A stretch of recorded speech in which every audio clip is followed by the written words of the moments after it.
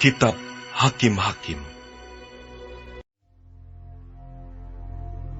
Lalu majulah semua orang Israel, dari Dan sampai Bersyeba, dan juga dari tanah Gilead berkumpullah umat itu secara serentak menghadap Tuhan di Mizpa. Maka berdirilah para pemuka dari seluruh bangsa itu, dari segala suku orang Israel, memimpin jemaah umat Allah, yang jumlahnya 400.000 orang berjalan kaki, yang bersenjatakan pedang. Kedengaranlah kepada Bani Benyamin, bahwa orang Israel telah maju ke Mizpa. Berkatalah orang Israel, ceritakan, bagaimana kejahatan itu terjadi. Lalu orang Lewi, suami perempuan yang terbunuh itu, menjawab, Aku sampai dengan gundikku di Gibea, kepunyaan suku Benyamin, untuk bermalam di sana.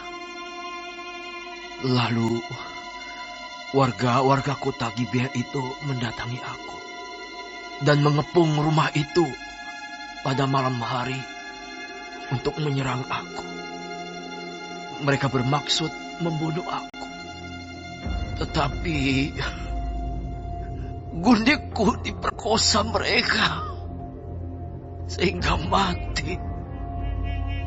Maka kuambillah mayat gundikku, kupotong-potong dia, dan kukirimkan ke seluruh daerah milik Musa ke orang Israel.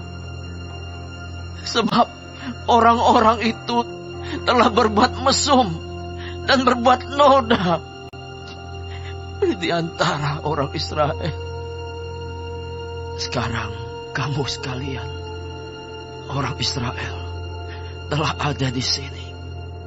Berikanlah di sini pertimbanganmu dan nasihatmu.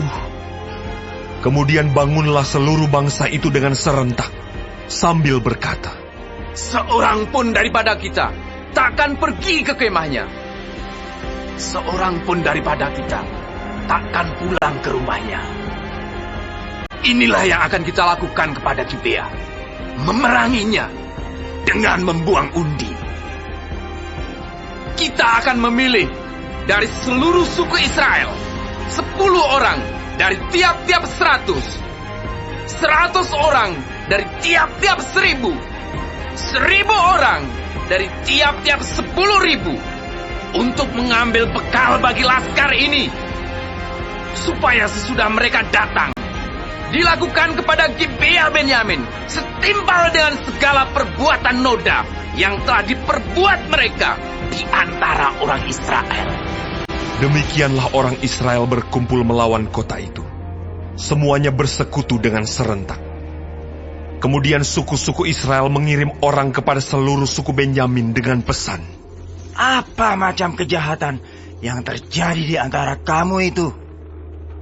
Maka sekarang serahkanlah orang-orang itu, yakni orang-orang Dursila yang di Gibea itu, supaya kami menghukum mati mereka, dan dengan demikian menghapuskan yang jahat itu dari antara orang Israel. Tetapi Bani Benyamin tidak mau mendengarkan perkataan saudara-saudaranya, orang Israel itu. Sebaliknya, Bani Benyamin dari kota-kota lain berkumpul di Gibea untuk maju berperang melawan orang Israel. Pada hari itu, dihitunglah jumlah Bani Benyamin dari kota-kota lain itu, 26.000 orang yang bersenjatakan pedang, belum termasuk penduduk Gibea, yang terhitung 700 orang pilihan banyaknya. Dari segala laskar ini, ada 700 orang pilihan yang kidal, dan setiap orang dari mereka dapat mengumban dengan tidak pernah meleset sampai sehelai rambut pun. Juga orang-orang Israel dihitung jumlahnya, dengan tidak termasuk suku Benyamin, ada 400.000 orang yang bersenjatakan pedang. Semuanya itu prajurit. Lalu orang Israel berangkat dan maju ke Betel. Di sana mereka bertanya kepada Allah, Siapakah dari kami yang lebih dahulu maju berperang melawan Bani Benyamin? Jawab Tuhan, Suku Yehudalah lebih dahulu. Lalu orang-orang Israel bangun pagi-pagi dan berkemah mengepung Gibea. Kemudian majulah orang-orang Israel berperang melawan suku Benyamin.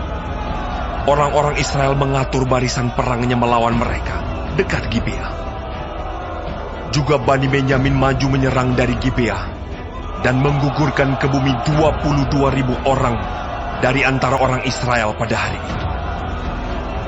Tetapi laskar orang Israel mengumpulkan segenap kekuatannya, lalu mengatur pula barisan perangnya di tempat mereka mengatur barisannya semula. Kemudian pergilah orang-orang Israel, lalu menangis di hadapan Tuhan sampai petang. Sesudah itu mereka bertanya kepada Tuhan, Akan pergi pulakah kami berperang melawan Bani Benyamin, saudara kami itu? Jawab Tuhan, Majulah melawan mereka. tetapi ketika orang-orang Israel pada hari kedua sampai di dekat Bani Benyamin, maka pada hari kedua itu, majulah suku Benyamin dari Gibea menyerbu mereka, dan digugurkannya pula ke bumi 18.000 orang di antara orang-orang Israel, semuanya orang-orang yang bersenjatakan pedang. Kemudian pergilah semua orang Israel, yakni seluruh bangsa itu, lalu sampai di Betel. Di sana mereka tinggal menangis di hadapan Tuhan, berpuasa sampai senja pada hari itu, dan mempersembahkan korban bakaran dan korban keselamatan di hadapan Tuhan. Dan orang-orang Israel bertanya kepada Tuhan. Pada waktu itu, ada di sana tabut perjanjian Allah. Dan Pinehas bin Eleazar bin Harun menjadi imam Allah pada waktu itu. Kata mereka, Haruskah kami maju sekali lagi untuk berperang melawan Bani Benyamin saudara kami itu? Atau haruskah kami hentikan itu? jawab Tuhan, Majulah, sebab besok aku akan menyerahkan mereka ke dalam tanganmu. Lalu orang Israel menempatkan penghadang-penghadang sekeliling Gibea. Pada hari ketiga, majulah orang-orang Israel melawan Bani Benyamin dan mengatur barisannya melawan Gibea seperti yang sudah-sudah.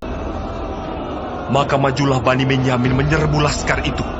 Mereka terpancing dari kota, dan seperti yang sudah-sudah, mereka mulai menyerang laskar itu pada kedua jalan raya.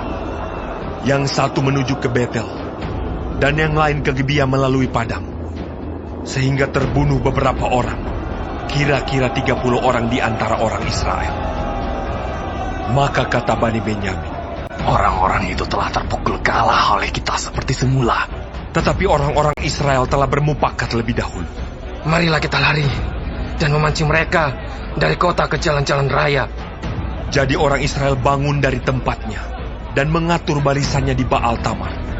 Sedang orang Israel yang menghadang itu tiba-tiba keluar dari tempatnya, yakni tempat terbuka dekat Geba, dan sampai di depan Gibea.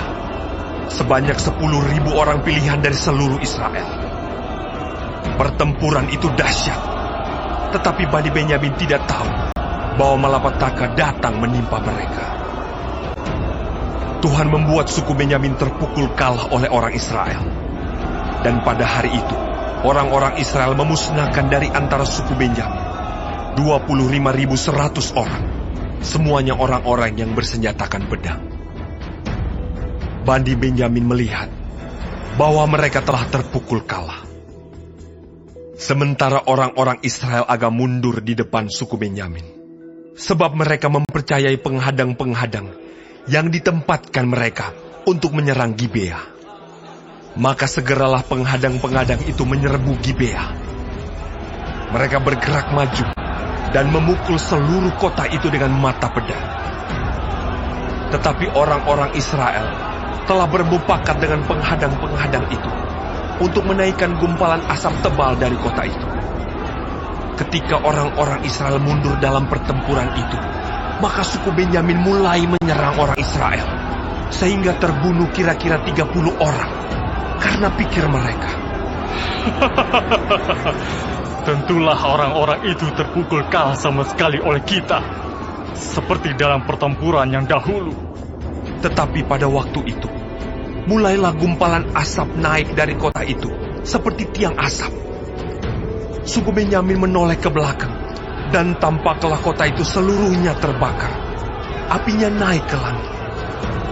Lagi pula orang-orang Israel maju lagi.